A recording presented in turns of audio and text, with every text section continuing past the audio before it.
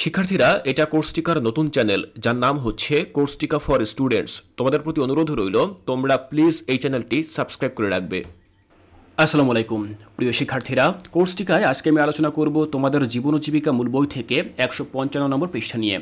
155 নম্বর পৃষ্ঠায় তোমরা বেশ কয়েকটি কেস দেখেছিলে। প্রথমে আমরা আলোচনা করেছিলাম কেস 1 নিয়ে, তারপর আলোচনা করেছি কেস 2 নিয়ে। তো আজকের এই ক্লাসে আলোচনা করব কেস 3 নিয়ে। তো চলো দেখে নিচ্ছি কেস 3-এ কোন পরিস্থিতির কথা বলা হয়েছে। লেখা আছে, তুমি গোসল করতে গিয়েছ, এমন সময় দেখতে পেলে তোমার ছোট ভাইটি বাবার রেজার নিয়ে গালে ঘষার চেষ্টা করছে। তাকে কিভাবে এই ধরনের কাজ থেকে সবসময় বিরত রাখবে? তো এই যে পরিস্থিতির কথা এখানে লেখা রয়েছে, এই পরিস্থিতিতে তুমি কি করতে পারো, তুমি কিভাবে তাকে বোঝাতে পারো, কিভাবে তাকে এই ধরনের বিপজ্জনক কাজ থেকে বিরত রাখতে পারো, সে ভূমিকার কথাই মূলত সামনে এখানে লিখতে হবে। তোমাকে পাণ্ডুলিপি বা স্ক্রিপ্টটি এমনভাবে তৈরি করতে হবে যাতে করে সেটি দিয়ে একটি অভিনয়ে অংশগ্রহণ করা যায়। তাহলে চলো দেখে নিচ্ছি যে কিভাবে আমরা এই কাজটি করতে পারি। শিক্ষার্থীরা, প্রথমে আমরা কেস 3 দেখে নিয়েছিলাম। কেস 3টি চলো আরও একবার দেখে নেই যে এখানে ঠিক কী করতে বলা হয়েছে। তুমি গোসল করতে গিয়েছ, এমন সময় দেখতে পেলে তোমার ছোট ভাইটি বাবার রেজার নিয়ে গালে ঘষার চেষ্টা করছে। তাকে কিভাবে এ ধরনের কাজ থেকে সব সময় বিরত রাখবে? তো দেখো, এক্ষেত্রে আমরা কি করতে পারি। আমি বলছি চিৎকার করে, থামো, থাম, কি করছিস তুই? দেখো, আমি চিৎকার করে বললাম যে থাম, কি করছিস তুই?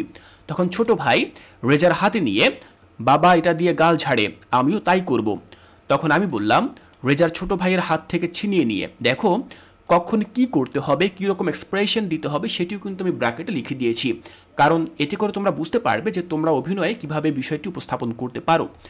তো তোমরা যেভাবে দেখতে পাচ্ছ ব্র্যাকেটে লেখাগুলো ঠিক এভাবে উপস্থাপন করবে। তো তখন আমি কি করলাম, রেজারটি ছোট ভাইয়ের হাত থেকে ছিনিয়ে নিলাম এবং বললাম এটা খেলনা নয়, এটা খুবই বিপজ্জনক। তুই যদি এটা দিয়ে খেলিস তাহলে তোর গায়ে আঘাত লেগে যেতে পারে। তখন ছোট ভাই কি করলো, সে কান্না শুরু করে এবং এটা বলে যে আমি খেলতে চাই। তখন আমি তাকে শান্তভাবে বললাম যে বুঝতে পারছি তুই খেলতে চাচ্ছিস, কিন্তু এটা দিয়ে খেলা ঠিক নয়, এটা তোর জন্য বিপজ্জনক হতে পারে। তুই কি অন্য কিছু দিয়ে খেলতে চাচ্ছিস? তখন আমার ছোট ভাই কি করলো, সে ইতিবাচকভাবে সে মাথা নাড়ে, অর্থাৎ সে অন্য কিছু দিয়ে খেলতে চাচ্ছে। তখন আমি বললাম চল আমরা একসাথে অন্য কিছু খেলি। তোর পছন্দের খেলা কোথায়, তোর পছন্দের খেলনাটা কোথায়? তখন ছোট ভাই সে কী করলো, খেলনা খুঁজতে শুরু করে। আমি ছোট ভাইয়ের সাথে খেলতে শুরু করি। কিছুক্ষণ পর ছোট ভাই রেজাল্টের কথা ভুলে যায় এবং খেলায় মনোনিবেশ করে। তাহলে শিক্ষার্থীরা, তোমরা দেখলে যে এরকম একটি পরিস্থিতি কিভাবে আমরা নিয়ন্ত্রণে আনতে পারি এবং কিভাবে মোকাবেলা করতে পারি। আমি আশা করছি কেস 3-এ যে বিষয়টির কথা এখানে উল্লেখ রয়েছে, সেরকম পরিস্থিতিতে কিভাবে তোমরা ভূমিকা রাখতে পারো সেই বিষয়ে তোমরা একটি অভিনয় করে দেখাতে পারবে। শিক্ষার্থীরা, এর পরবর্তী ক্লাসে আমরা আলোচনা করব কেস 4 নিয়ে, যেখানে আরও একটি পরিস্থিতির কথা উল্লেখ রয়েছে। তো এর পরবর্তী ক্লাসে আমি দেখাবো যে এরকম পরিস্থিতিতে তোমরা কিভাবে ভূমিকা রাখতে পারো এবং তার স্ক্রিপ্ট কিভাবে লিখতে হয়। তাই শিক্ষার্থীরা, কোর্সটিকায় এর পরবর্তী ক্লাসগুলো দেখার আমন্ত্রণ জানিয়ে আজকের এই ক্লাসটি এখানেই শেষ করছি।